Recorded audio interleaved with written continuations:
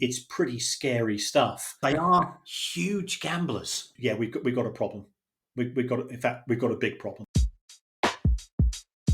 Talk to me about points deductions then, Kieran. We had this conversation last year. I know you don't like them, but we sort of speculated last year. I think we ruled Stoke out because of the stadium sale. You mentioned the quotes from Richard Gould from Bristol City that maybe they'd even priced it in, but they didn't get points deduction. We mentioned Middlesbrough as well, but then after we spoke, they sold Spence and Tavernier up to the Premier League, and Steve Gibson does what Steve Gibson does.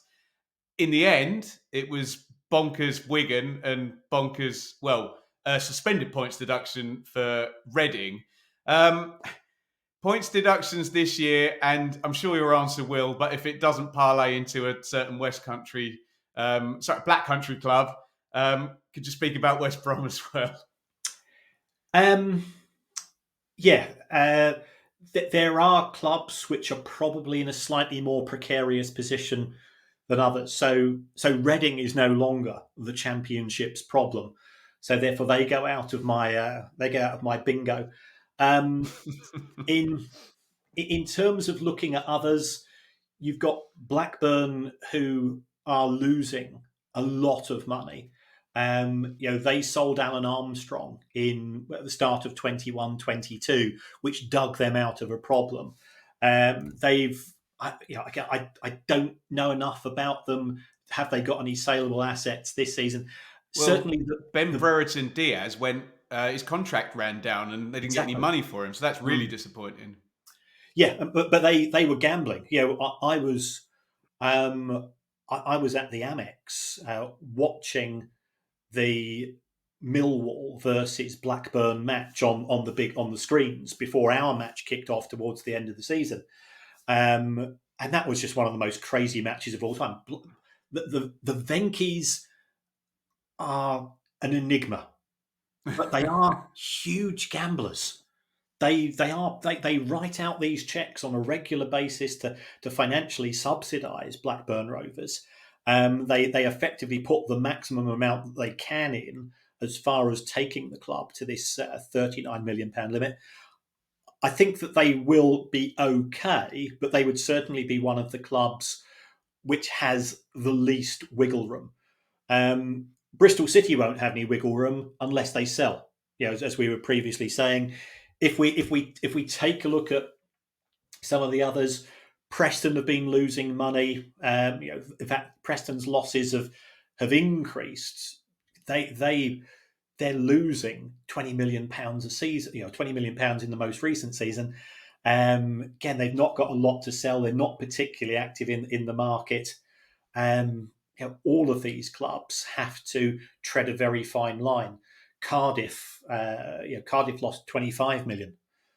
They managed to get that down with a little bit of player sales and so on, but even so, it's I'm looking at this list of numbers here, and it's pretty scary stuff. Now, this brings us on to Stoke. Got the benefits of the sale of. Fortunately, they managed to find somebody willing to pay a lot of money for the Bet365 stadium. And you've got to say that Bet365 paying a lot of money for the Bet365 stadium from Stoke City, who are owned by Bet365, was just a fantastic stroke of luck. And hats off to them for it. Must have been a really tough negotiation there. And I think they got the best side of that deal, did Stoke City. In the case of West Brom